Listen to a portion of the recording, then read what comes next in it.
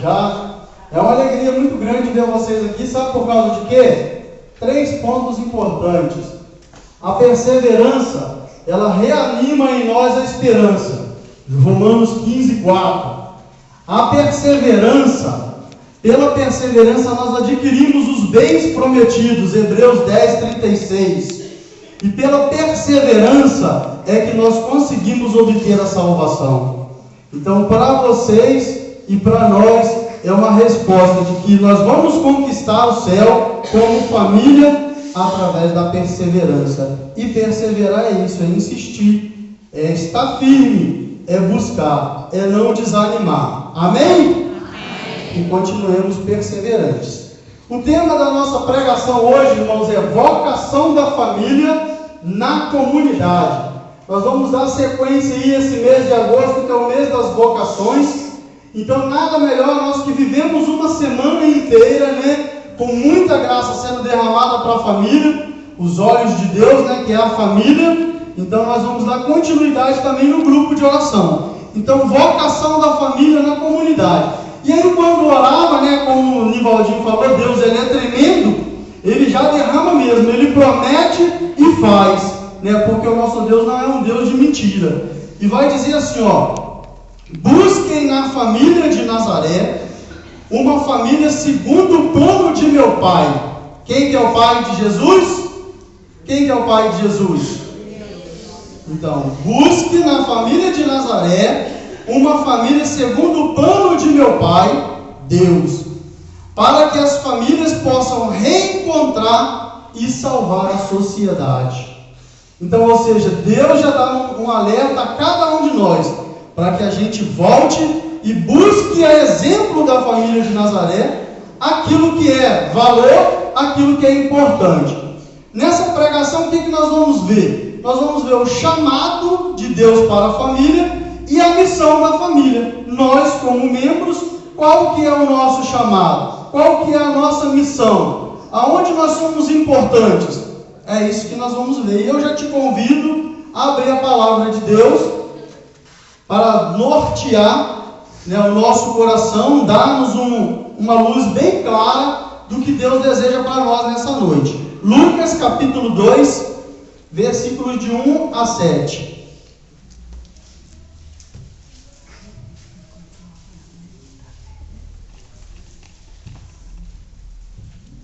Amém ou misericórdia? Amém? Evangelho de Lucas, capítulo 2, versículo de 1 a 7. Eu te convido a ficar de pé, em respeito ao Evangelho. Nascimento de Jesus Cristo. Naqueles tempos apareceu um decreto de César Augusto, ordenando o recenseamento de toda a terra. Este recenseamento foi feito antes do governo de Quirino, na Síria. Todos iam alistar-se, cada um na sua cidade. Também José subiu da Galiléia, da cidade de Nazaré, a Judéia, a cidade de Davi, chamada Belém, porque era da casa e da família de Davi, para se alistar com sua esposa, Maria, que estava grávida. Estando eles ali, completaram-se os dias dela, e deu à luz a seu filho primogênito, e envolvendo-o em faixas, reclinou num presépio, porque não havia lugar para eles na hospedaria. Palavra da salvação.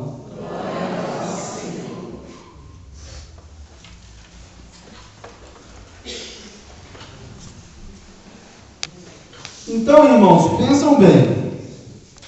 A importância para nós aqui é saber que Jesus, Deus, quis nascer no seio de uma família.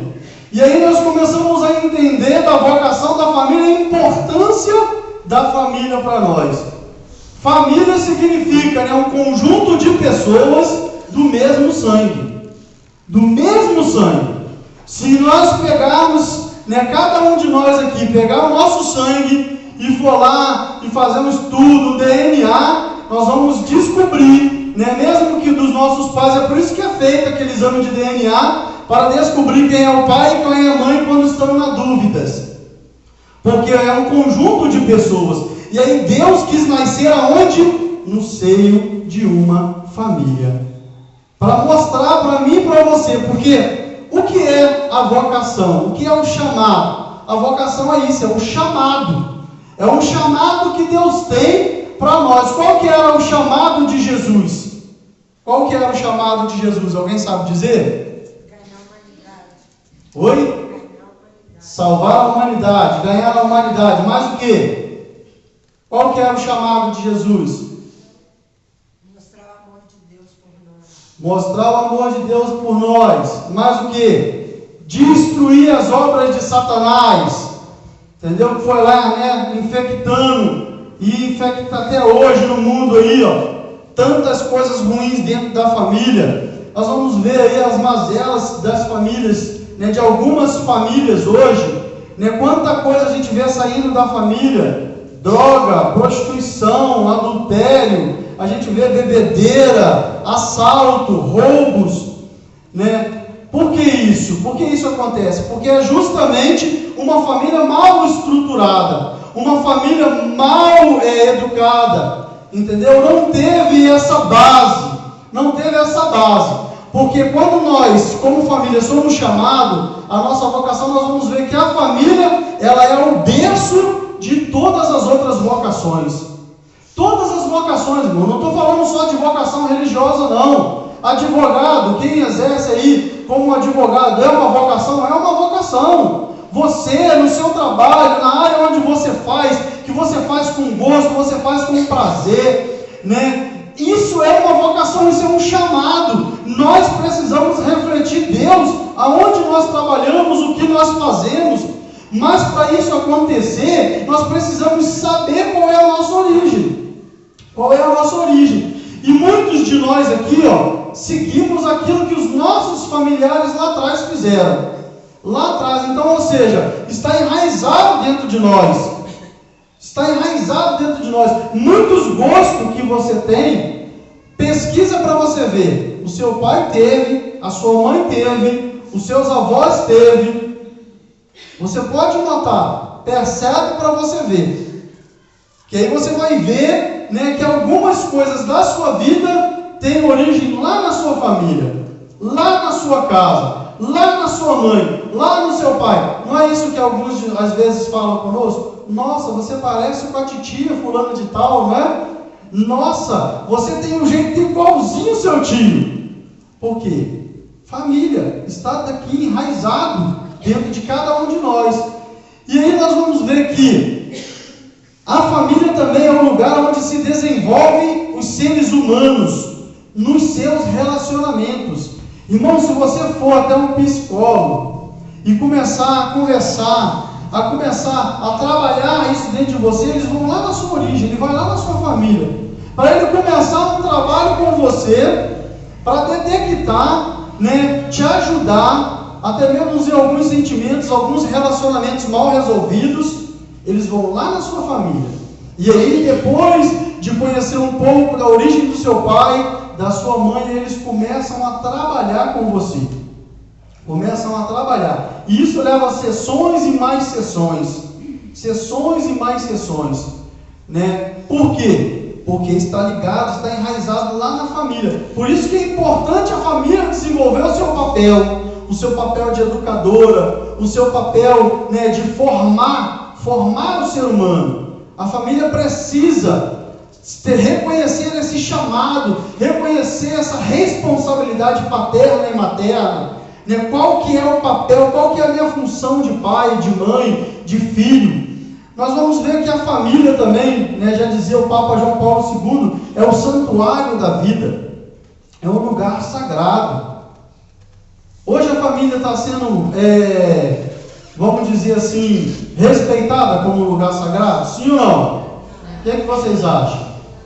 Vocês acham que a família hoje, ela, olhando para a família no contexto geral, a família hoje ela é reconhecida como um lugar sagrado?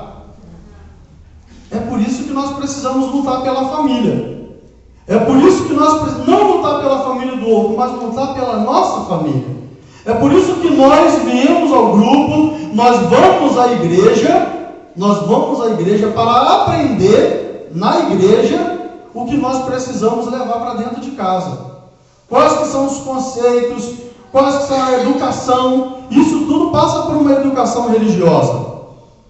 A salvação do ser humano e da sociedade estão intimamente ligadas à condição feliz e conjugal familiar. Olha a importância da família aí. Deus ele já dizia isso, né? Pais, não exasperem seus filhos, né? Não desobedeçam seus pais. O quarto mandamento da lei de Deus vai dizer: honrai pai e mãe. Entendeu? Então olha só para você ver, a família ela está ligada uma na outra. Precisa, para meu pai e minha mãe obter também a salvação, precisa da dedicação do filho. Para os filhos obterem a salvação, precisa da dedicação dos pais. Isso é muito sério, muito importante, e nós conseguimos atingir esse estado, gente. Isso não é para nós uma irrealidade, não, isso é real, e nós conseguimos conquistar isso. Nós conseguimos conquistar. Eu posso conquistar isso para a minha família, você também pode conquistar isso para a sua família. Só depende de nós, porque Deus ele está o quê? Ao nosso favor. Deus ele está ao nosso favor. E com certeza, qual que é a vontade de Deus? Qual foi o primeiro chamado de Deus para a família? Não é ser santo? Crescer e multiplicar, encher a terra, submeter-a, santificar. Essa é a vontade de Deus para a nossa família, para mim, para você. Então, ou seja, não está longe do coração de Deus. E é isso que Deus deseja dar, porque Ele falou aqui, busque o exemplo da família de Nazaré. Jesus desobedeceu os seus pais? Jesus e José desobedeceram? Mesmo ele sendo um filho de Deus, ele sabia que José era um pai adotivo, mas que Deus o escolheu. E olha só, Deus escolheu qualquer pessoa? Escolheu um homem justo, um homem reto, um homem que, com certeza, se mandasse você ir lá no outro lugar e pegar no nome dele, as pessoas vendiam até a casa. Hoje em dia nós vemos aí a má situação financeira nas famílias. Os filhos gastando mais do que ganham.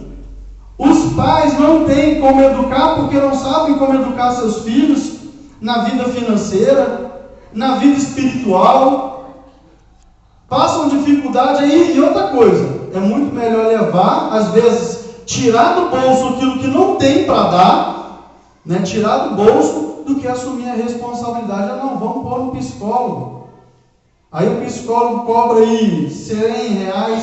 Aí o psicólogo fala: vou precisar durante 2 meses que ele venha toda semana. No mínimo aí uma coisa que não estava no orçamento, você vai ter que colocar no orçamento R$400 por mês.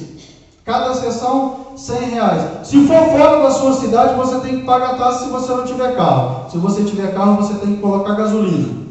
E isso aí já vai aumentando.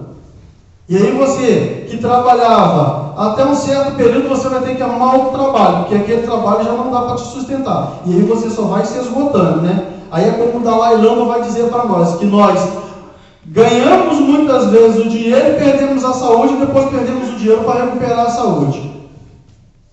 E muitas vezes nós não conseguimos recuperar ela, vocês sabem disso. Porque depois saúde, quando perde, é difícil recuperar. Por quê? Porque, irmãos, tudo de graça. Você, quando você senta na frente de um computador, quando você pega o catecismo da Igreja Católica, quando você pega os ensinamentos da igreja, você não está pagando nada por algo que é valor, por algo que você está aprendendo e você vai ensinar para os seus filhos, e você, filho, vai ensinar para os seus pais.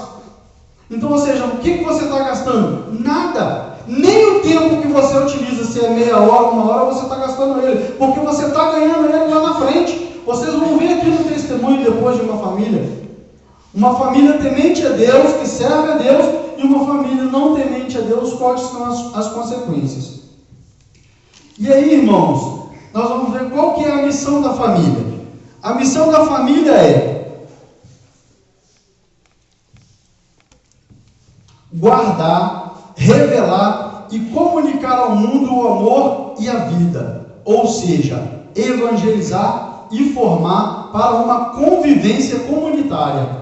Às vezes você pode até me falar assim, mas Flávio, eu conheço pessoas que dão educação para os filhos e eles, mesmo assim, eles são mal educados na rua, são mal educados na escola, são mal educados na convivência com os amigos, é mal educado dentro de casa, e a gente dá educação, mas aí precisa autoridade. Quando se tem uma educação familiar pelo qual os filhos não respeitam, aí precisa autoridade. E essa autoridade vem de quem? Vem de Deus. Se a gente pegar a palavra de Deus, Eclesiástico 30, ela vai dizer para nós assim: educa o teu filho com vara, para que amanhã ele não se levante como um cavalo indômito. E também vice-versa. Os filhos também precisam colaborar na educação dos seus pais. Muitos maus hábitos, conservar aquilo que é valor, conservar aquilo que já se tem de bom e também trabalhar na educação. Por quê? Porque, irmãos, nós fomos colocados aqui, mas nós vivemos hoje numa sociedade, nós vivemos numa comunidade. E muitas das vezes essa falta de educação na sociedade, na comunidade, é o reflexo daquilo que nós estamos vendo hoje. Qual que é o reflexo do que o Livaldinho bateu muito na tecla aqui? O medo. O medo. O medo. Medo até mesmo de Deus, sim. Como foi falado aqui, medo de um Deus castigador e até mesmo um Deus que quando a gente pega, e as pessoas falam para nós que Deus castiga, porque Deus faz isso, porque Deus faz aquilo, e aquilo vai gerando sim medo de Deus, não vai gerando um respeito, não vai gerando um amor, vai gerando medo de ir à igreja. Nós começamos a ver na igreja, e começamos a comparar as pessoas com Jesus Cristo. É ou não é assim? Aí nós deixamos de ir na igreja, deixamos de participar daquilo que é valor, daquilo que é essencial, daquela bênção que nós vamos ir lá buscar para levar para a nossa casa, aquela bênção que é perpétua, irmão. A bênção que Deus dá quando você vai a uma missa, quando você participa de um evento, a bênção que Deus dá, ela é perpétua, ela segue para toda a tua vida, e você guarda aquilo para o resto da sua vida. Por quê? Foi promessa de Deus, Aquilo que tu ligares na terra será ligado no céu, aquilo que tu desligar na terra será desligado no céu. E quando Deus vem dando a sua bênção sobre nós, nossa mãe, uma bênção de Deus é uma bênção de Deus, não tem nem explicação. E nós precisamos ir buscar essa bênção, nós precisamos guardar isso. Irmão, nós precisamos viver uma vida no lazer? Sim. É aquilo que constitui também, faz parte da nossa vida. Nós precisamos viver uma vida social? Sim. Faz parte da nossa história, faz parte de nós vivemos também nesse mundo. Nós precisamos trabalhar, nós precisamos sair, curtir, descansar. Tudo isso nós precisamos e precisamos fazer sim. Mas nós precisamos entender aquilo que é valor, aquilo que é chamado, aquilo que é missão. Nós precisamos fazer isso sem ferir a Deus, sem ferir aquilo que Deus colocou como valor para nós. Nós podemos jogar o nosso futebol, quem gosta de futebol, nós podemos sair com os amigos, sentar numa mesa, conversar, dialogar, passar a noite inteira ali batendo um papo, sem ferir a Deus. Nós podemos sim sair, curtir, passear, descansar, trabalhar, conversar. Nós podemos sim, sem ferir a nossa dignidade, sem ferir a dignidade do outro, sem desrespeitar o outro na sua humanidade, sem desrespeitar o outro, sem magoar o outro com palavras, sem levantar falso testemunho. Nós podemos sim, nós podemos e nós conseguimos fazer isso, só depende de nós. O modo de vida que nós precisamos ter nessa convivência é um modo de vida serviçal, religioso, moral, trabalhador, simples, humilde, respeitando o próximo na comunidade. Foi isso que eu falei agora. Respeito, gente. Respeitar o outro. Eu estava numa cidade nesse final de semana, e olha só para vocês verem. A gente acha que o ser humano é só aquele que já está adulto. Uma vez, a minha prima veio me visitar, ela é lá do Rio. E aí, a gente conversando, estava ela sentada na mesa, a Nana, minha esposa, eu e a minha sobrinha. Minha sobrinha é pequenininha, deve ter, aí agora deve estar com 5 anos, 5, 6 anos. Minha priminha, né? E aí a gente conversando, e a menininha começava a falar, cala a boca. A menininha começava a falar, cala a boca. E a gente ali conversando. A menina começava a falar, cala a boca. Aí a menina saiu e foi brincar. Aí eu virei para ela e falei, agora eu posso falar contigo. Não faz isso não. Ela também é ser humano, ela quer participar da conversa, uma conversa sadia, uma conversa gostosa. Nós não estamos aqui falando nada pelo qual ela não pudesse ouvir, porque se ela não pudesse ouvir, a gente não estaria falando perto dela. Falei, aí você está oprimindo o sentimento dela. Amanhã ou depois ela vai ficar com medo de falar qualquer coisa em roda de amigos. Amanhã ou depois ela vai viver escondendo da sociedade, do ser humano. Por quê? Porque você viveu reprimindo ela. Na hora que ela queria expor o seu sentimento, até mesmo de assunto que ela não sabia, deixa ela falar, depois a gente vai lá e educa. A gente vai lá e ensina, mas você reprime o sentimento dela fazendo isso. Amanhã ou depois você vai ter uma filha vivendo se escondendo das pessoas e dos outros. Aí você vai perguntar, por que minha filha ficou assim? Porque você reprimiu o seu sentimento. Porque você não deixou que ela fosse quem ela é. Ela já tem uma identidade, mesmo sendo pequena, ela tem uma identidade, ela tem a sua característica, que já nasceu com ela, é dela. Então deixa ela falar, deixa ela, se ela quer brincar aqui, deixa, não tem problema. E olha só, é interessante, irmãos, é interessante que todos nós adultos, quando estamos conversando perto de criança, você já notou que a criança sempre tenta chamar a atenção? É ou não é? E aí os pais, eu já vi pais, meu Deus do céu, deu vontade de me desculpa o palavreado, mas de voar, xingar, gritar com o filho, gritar, xingar nomes horrorosos. Gente, isso aí amanhã ou depois vai dar trabalho, porque na hora que chegar no trabalho mesmo, que assumir 18 anos de idade, ele não vai conseguir se relacionar, não vai conseguir se relacionar. Aí, os colegas do trabalho vão começar a xingar, vão falar, fulano não se relaciona, não se relaciona. Nessa pessoa, a falta de confiança no ser humano também. Nessa pessoa, você pode notar, esses pais que gritam com os filhos e quando chegam a uma certa idade, eles têm nojo de gritaria.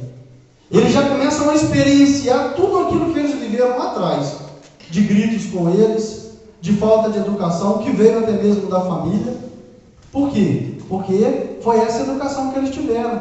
Grito não educa filho, grito não educa ninguém. O que educa é você sentar, conversar e explicar aquilo que é certo. Isso sim é educação. É você sentar e falar aquilo que é valor, aquilo que é respeito. Isso sim é educação. Isso é educar. Agora, ficar gritando com os outros, isso não educa ninguém, ao contrário. É igual a gente fica percebendo aí, patrões que gritam com funcionários, né? Gerentes que gritam com seus empregados, pessoas que vão gritando amanhã ou depois, o camarada vai se revoltando. Vai se revoltando. Aquilo vai gerando uma revolta e o que é pior, sai do trabalho e leva para dentro de casa. Leva para dentro de casa. Por isso que nós precisamos, né, ter essa educação religiosa, ter mesmo essa educação dentro da família. Por quê? Porque quando você chega dentro de casa, é ali na sua casa que você vai encontrar esse berço. É ali na sua casa que você vai encontrar essa compreensão. É ali na sua casa que a esposa ou o esposo vai perceber que você chegou chateado e vai começar a conversar. É ali na sua casa que muitas feridas são curadas. Muitas coisas são tratadas, é ali dentro ali, ó. Por isso a importância da família. E nós vamos perceber que a família também ela promove o quê? A unidade. A família ela promove o amor mútuo, o amor para com o outro. A família ela promove também a fidelidade. Fidelidade a quem? Fidelidade a Deus, fidelidade ao próximo, fidelidade à esposa, fidelidade ao esposo, fidelidade aos filhos, fidelidade no trabalho, fidelidade na sociedade. Porque aquilo que constitui a sociedade, que nós fazemos parte dela, nós temos que ter esses compromissos. Nós temos que ter esses compromissos. Isso também faz parte de cada um de nós. Irmãos, é como o Padre Paulo sempre diz, nós precisamos sempre perseverar, sempre se dedicar. O Padre Paulo sempre diz isso. Nós precisamos sempre tentar. Não conseguiu? Vai tentando. Vai tentando. Comece a tentar. Eu conheço várias pessoas que foram tentando e conseguiram. Chegaram lá, assim como eu. assim como eu. Muita coisa, vocês acham que hoje, né, aquilo que nós somos aqui, foi assim, chegou e já... Não, foi coisas que a gente aprendeu, é coisa que a gente aprende. Posso ser que um dia eu venha deslizar? Pode, mas eu vou ter vocês para me ajudar, falar, não, uma vez você ensinou isso, então você tem que fazer isso. Não é assim que a banda toca. Então, ou seja, a gente vai começando a trabalhar, e como é bom viver numa sociedade onde um respeita o outro, onde um ajuda o outro. É muito bom você viver assim. Os fardos ficam menores, a gente tem mais gosto de viver. Você pode contar com as pessoas, você pode contar na sua casa. Eu tenho um exemplo aqui de uma irmã nossa aqui, que é até interessante, é bonito a gente conversando. Aí ela falou assim, a gente perguntou, ela trabalha, tem o seu dinheiro, tem o seu ganho, mas ela não gasta aquilo que é mais. E aí ela sempre conversa com os pais, pergunta para os pais se ela deve ou não comprar, o que eles acham. E às vezes, né, o pai fala assim, não, minha filha, compra, eu te empresto o dinheiro. Você empresta, papai? Empresto.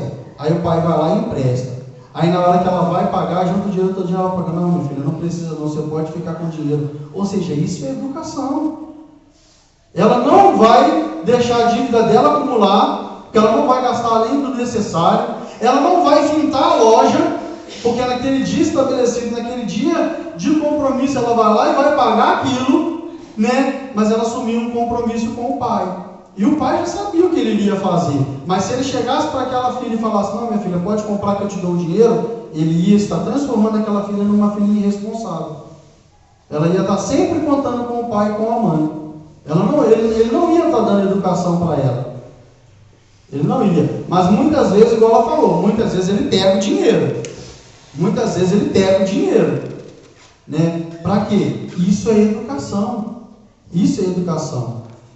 E aí, irmãos, no Catecismo da Igreja, no número 2207, vai dizer assim, ó, a família é a comunidade na qual, desde a infância, se podem assimilar os valores morais, em que se pode começar a honrar a Deus e a usar corretamente da liberdade. A vida em família é a iniciação para uma vida em sociedade. Então nós estamos vendo um retrato aí, ó. Muitos dos retratos daquilo que nós vemos é daquilo que eles vivem na sua família. Entendeu? Muitos dos retratos que nós vemos é o que é o retrato da família. E isso Deus não quer. E aí nós vamos ver. Eu fazendo uma pesquisa na internet, eu achei isso aqui, né? Já tinha participado do encontro com a irmã Zélia, e ela já tinha falado desses dois exemplos de família. E aí eu fui pesquisar. E olha só para vocês verem como que é interessante.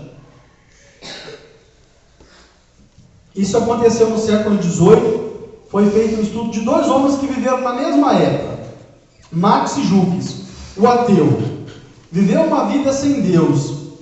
Casou-se com uma garota descrente e dessa união houveram 310 descendentes que morreram como indigentes. 150 foram criminosos, convictos. 7 foram assassinos. 100 foram beberrões e mais da metade das mulheres foram prostitutas. Seus descendentes custaram ao Estado 1,25 milhões de dólares. Essa foi a descendência de Max e Jukes. Agora olha a descendência de Jonathan Edwards. Um homem de Deus, casou com uma mulher de Deus, uma mulher, né, de oração, fizeram uma investigação da vida dele. Olha para você ver como que nós podemos. Foram feitas em seus familiares, em sua descendência, 1.394 descendentes conhecidos, dos quais 13 se tornaram presidentes de faculdades, 65 professores universitários, 3 senadores dos Estados Unidos, 30 juízes de direito, 100 advogados, 60 cirurgiões, 75 oficiais do Exército e da Marinha, 100 pregadores e missionários, 60 autores de proeminência em suas áreas, um vice-presidente dos Estados Unidos, 80 que se tornaram qualificados como oficiais do governo, 295 graduados em universidades, entre as quais houveram governadores de estado. Essa foi a descendência de Jonathan Edwards. E aí, irmão, o que você quer para a sua descendência? Eu quero isso aqui. É isso aqui que eu quero para a minha linhagem.